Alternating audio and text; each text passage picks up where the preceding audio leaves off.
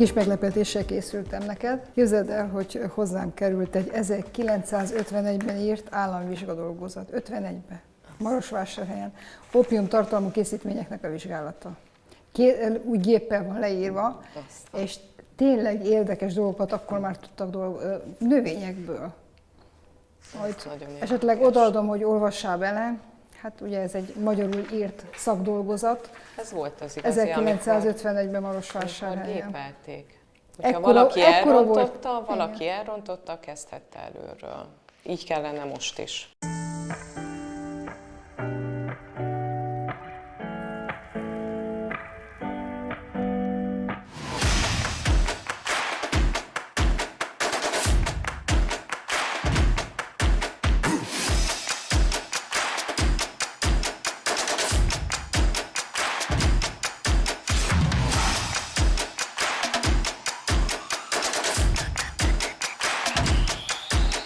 Tulajdonképpen ez egy barátság is, ahol együtt eszünk, beszélgetünk a női ruhákról például. Mit viselünk, cipőkről, táskákról. Cipőkről, táskákról. Tehát azért ez fontos, hogy együtt legyünk. És fontos, az étkezés bizony, az egyébként meg egy nagyon fontos része. Na, hát akkor most kóstoljuk meg. Hát hölgyeim, jó étvágyat! Köszönjük! Látom, János, hogy díszítésként ide betetted a violának az egyik fajtáját is, ugye? Ez az árvácska, ugye nekünk a tanulmányainkban vadárvácska van benne. Azt is bele lehet tenni, mert talán még finomabb is, de megkóstoljuk a salátát, hogy ez milyen. Ez például pásztortáska levél talán, nem? Igen, az is van benne. Jó, igen. jó.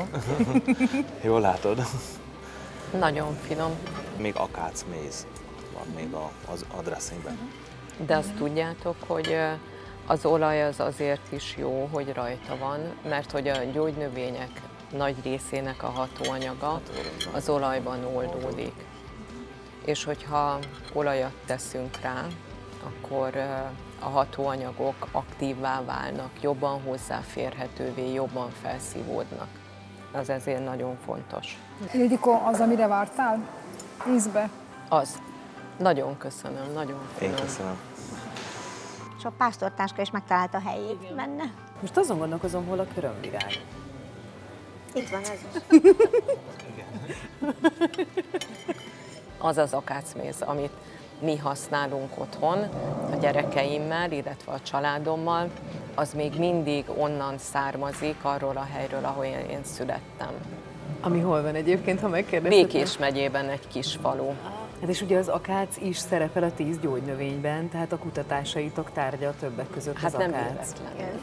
Nem véletlenül, hiszen azért van egy gyerekkori emlék, én azt gondolom minnyájunknál, és úgy választottuk ki a kedvenc gyógynövényeket, hogy ez alapvetően benne legyen a közös munkában, a közös kutatásban.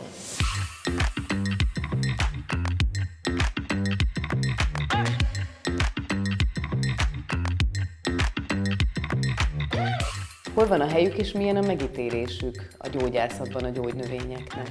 Manapság egy új reneszánszukat élik a gyógynövények, újra felfedeztük őket. A 80-as években indult ez el, és mára már mondhatjuk, hogy a gyógyszertárak is tele vannak gyógynövénykészítményekkel, tehát valóban nagyon sokrétűen használjuk őket. Kutató szempontjából szerintem még nem találták meg a helyüket, nagyon sokan nagyon helytelenül használják a gyógynövényeket. Azt hiszik, hogy nincsenek mellékhatásaik, nem néznek utána a megfelelő használati módnak. Ezért szeretnénk mi gyógyszerészek, meg hát az orvosok is természetesen, hogy a tudományos tényeken alapuló fitoterápiát népszerűsítsük, tehát azokat a gyógynövényeket ajánljuk a betegeink figyelmébe, amelyekről tudományos bizonyítékok vannak, úgy a hatásaikról, mint az esetleges mellékhatásairól, pontosan meg tudjuk határozni, hogy milyen dózisban kell ezeket szedni, milyen formában, és ezért harcolunk sokat, hogy ezek a gyógynövények az őket megillető helyre kerüljenek.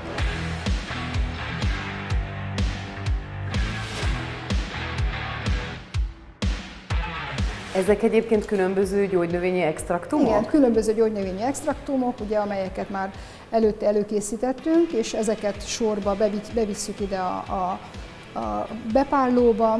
Egy ilyen bepárlási folyamat is látszik, hogy egy olyan 20-25 perc alatt megtörténik, úgyhogy egymás után szoktuk a mintákat bepárolni. Honnan tudjátok, hogy mikor van vége a bepárlásnak?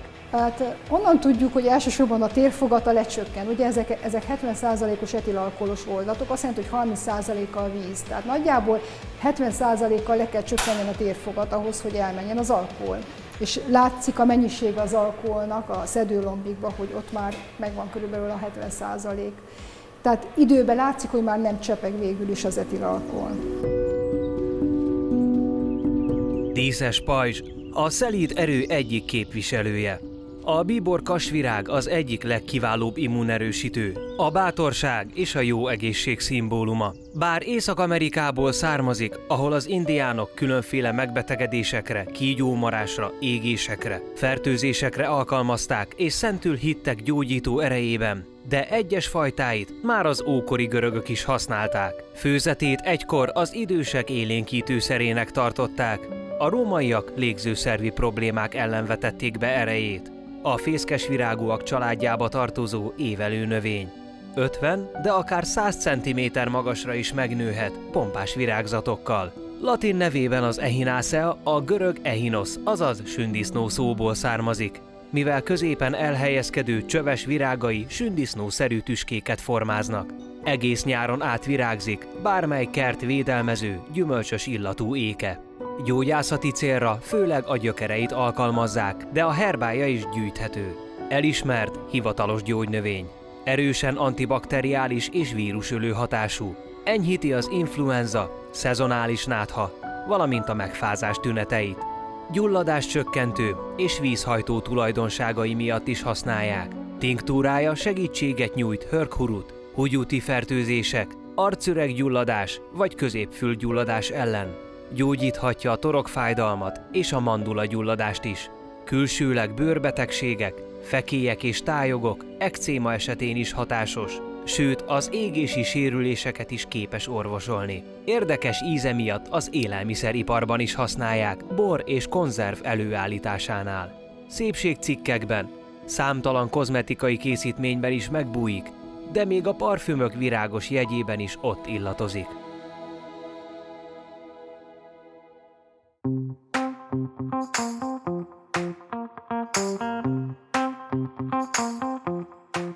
Amit még szeretnék neked mutatni, ami amúgy ugyanezért a hölgyé volt, ez egy nagyon idős gyógyszerész, váradi gyógyszerészé volt, az ő könyvtárából jutott hozzám. Ez egy szerves kémia könyv 1985-ből, amit Straub Bruno írt, és úgy képzeld el, hogy kaptam egy fejezetet antioxidánsokról. Na. Hogy, hát akkor még nem nagyon tudták, hogy ez micsoda. Már akkor is ezzel Állj meg egy kicsit, riagadták most a egy pillanat. gyógyszerész hallgatókat. Tehát ugye itt a aciklikus ügyleteknél van Nézzük a már. 220. oldalon egy fejezet. De a szerves kémia az a gyógyszerész hallgatók A réme. karotinoidokról nézd csak meg egy Igaz, hogy itt van. ez A az szerkezete már minden tanulmányozva volt akkor. Ez az alaptárgy, de azt tudni kell, hogy ez az egyik legnehezebb tárgya a gyógyszerész Hát így van. hallgatóknak, alapozó tárgy. Amikor én készültem a szerves kémia szigorlatra, akkor az volt az első, hogy én mindig otthon tanultam, nem pedig ugye Szegeden, és ahol az egyetem van, és kiraktam az asztalra a tankönyveket. És amikor szerves kémiát tanultam, kiraktam a tankönyveket, és annyi tankönyv volt, hogy elsírtam magam. De aztán 5-öst kaptam, tehát nagyon jól megtanultam, de Ezt szívesen odaadom egyszer, úgyhogy beleolvassál, hogy akkor mi történt. ez különösen érdekes. Ismerem a Straub Bruno unokahúgát. Yeah. Igen.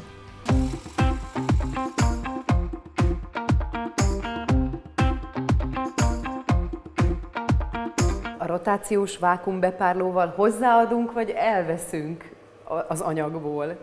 Hát végül is elvesszük belőle, ugye a szerves oldószert fogjuk elpárologtatni belőle, tehát egy desztilláció történik alacsony nyomáson. Ez a lényege a rotációs vákuumbepárlásnak. Most látjuk, hogy betesszük azt a lombikot, amelyben található a minta. Ez a rotáció elősegíti a felületnek a növekedését, így a hőátadás sokkal jobb lesz. A vákuum pedig lecsökkenti a hőmérsékletet a desztillációhoz.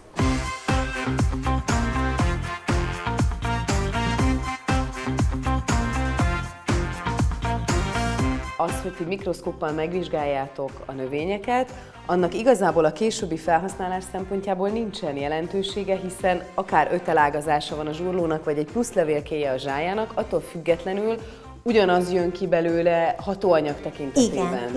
Igen, ez így van. Viszont ahhoz, hogy biztosak legyünk benne, hogy azt a növényt tanulmányozzuk, amit kitűztünk célul, ezért szükség van az anatómia és a mikroszkópos meghatározásra is.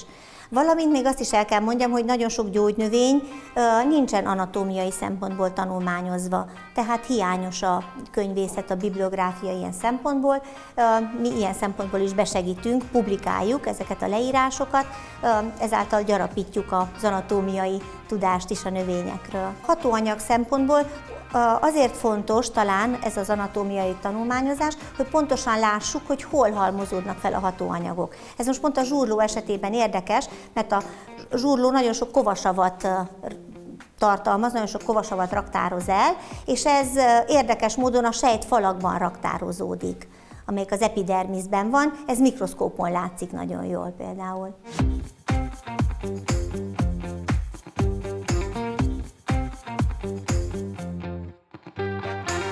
Kinél van a leves? Ki választotta A azt? levest az én választottam, ugye a sütött krémlevest, amihez feltétlenül szeretném párosítani a kedvenc gyógynövényemet, a sarkantyúvirágot. Nem tudom, hogyha tudod, a sarkantyúvirágnak van egy enyhén csípős, talán retekhez hasonló íze, és az édeskés leveshez szerintem elég jól fog passzolni. Magának a levélnek vagy a virágnak van ez az íze, ez a kis csípős íze? Mindkettőnek, tehát a levelet is bele lehet tenni, a virágnak aznak picivel érdekesebb, csípősebb az íze. A levelét használnám, hát ugye a színben, hogy jól harmonizáljanak, ugye a zöld, és ugye a levesünk pedig sárga. Én ezt a sütőtök krémlevest még egy kicsit megbolondítálom egy kis tökmaggal és egy kis narancsal, hogy még finomabb legyen, és mivel a gyógynövényekről beszélgetünk, akkor egy kis akácmézet is tennék bele, csak azért, hogy... Az akácvirág is a tanulmányaink közé tartozik, a sarkantyúvirág mellé, tehát ez abszolút nagyon érdekes lesz majd. Csillognak a szemek, úgyhogy azt hiszem jó úton járunk.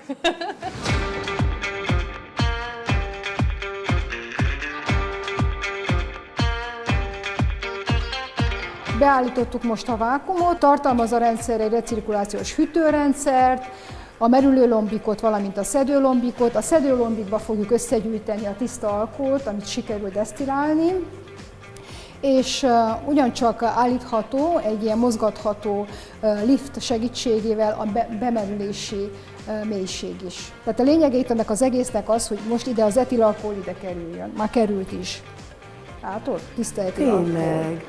Tehát ott átkerül, és itt, ha ezt nagyon felgyorsítjuk, vagy nagyon bemerül és meleg lesz, akkor ez itt felhabzik tényleg, és át tud menni a minta ide, és akkor bepiszkolódik. Tehát magyarán akkor fölforralnánk. Túlhevül a lombik, igen, és végül is a minta átkerül a szedőlombikba, oda, ahol csak a tiszta etilalkohol kellene kerüljön. Viszont ugye az a célunk ezek szerint, hogy az etilalkoholt vagy az alkoholt kinyerjük, és ezt újra föl tudjátok használni. Pontosan.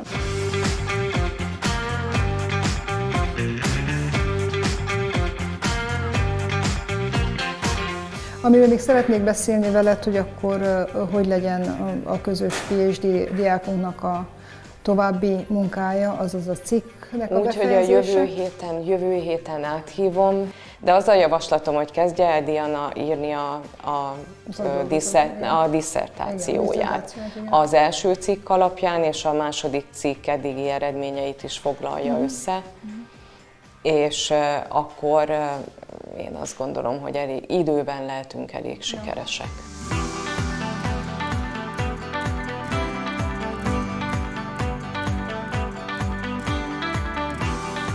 A folyamat végén pedig egy olyan mintánk lesz, amely csak vizet tartalmaz, és a növényi extraktumot nagyon koncentrált formában, így előkészítjük a mintát a következő fázishoz, a liofilizáláshoz. Jól értem, hogy amíg egy ilyen gép nem volt, addig a gyógynövényekből tudtak csinálni vizes oldatot vagy alkoholos oldatot, de az alkoholos oldatból nem tudták kivenni úgy az alkoholt, hogy ez ennyire töményen megmaradjon. Hát ilyen hatékonyan biztos, hogy nem. Hát többi valószínű, hogy az etilalkoholos extraktumokat használtak, vagy esetleg hagyták levegőn, vagy magasabb hőmérséklet, mint egyszerű desztilláció, forralással is elmegy az etilalkohol végül is, ugye, mert a forráspontja az nem 100, mint a víznek, hanem alacsonyabb. Amikor pedig megvan akkor ezek szerint, hogy az összes alkoholt kivontátok a lombikból, ebből a kivonatból, akkor mi történik a lombikkal? Mi történik az anyaggal? Hát a lombikot betesszük a fagyasztóba, lefagyasztjuk, ugye, mert a liofilizáshoz fagyasztott mintára van szükség. És itt persze hosszabb ideig is tudjuk tárolni, mivel a liofilizátorba is egyszerre több mintát teszünk be, tehát nem egyenként fogjuk liofilizálni a növényeket.